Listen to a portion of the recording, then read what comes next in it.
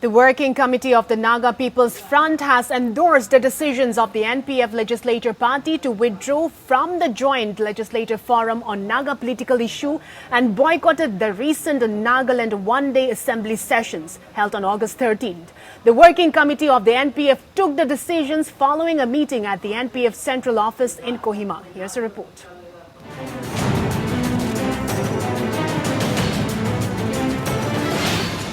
The Working Committee of the Naga People's Front has endorsed the decision of its legislature wing to withdraw from the Joint Legislature Forum of Nagaland Assembly on Naga political issue and also the boycott of the one-day assembly session by the party MLAs. The Working Committee of NPF, which is the highest decision-making body of the party, took the decision during its meeting held on Wednesday, 26 August at NPF Central Office, Kohima.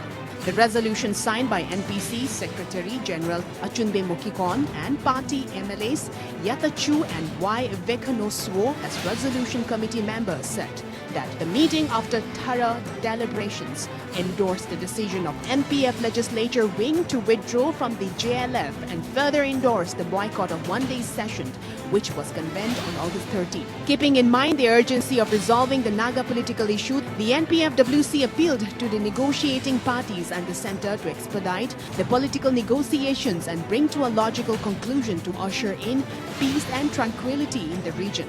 Reiterating NPF's commitment to work and assist in any possible manner on any approach for peaceful solution of the Naga political issue, the Working Committee resolved to continue to put all its effort as facilitators. The Working Committee resolved to constitute a political affairs mission comprising party officials and legislature wing. In this regard, the meeting further endorsed its president Dr. Sohrzile Lezitsu and the leader of the NPF legislature wing Tia Ziliang to constitute members to actively carry forward the party's endeavor to bridge the gap between the entities.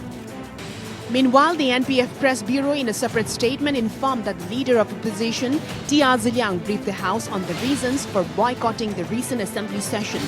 It said that Ziliang elaborated on the series of events that led to the boycott of the assembly session and said that the dignity of the NLA and its democratic principles were repeatedly abused on the pretext of implementing COVID-19 measures, and in order to protect democratic practices and to maintain the sanctity of the NLA, the opposition party boycotted the one-day session.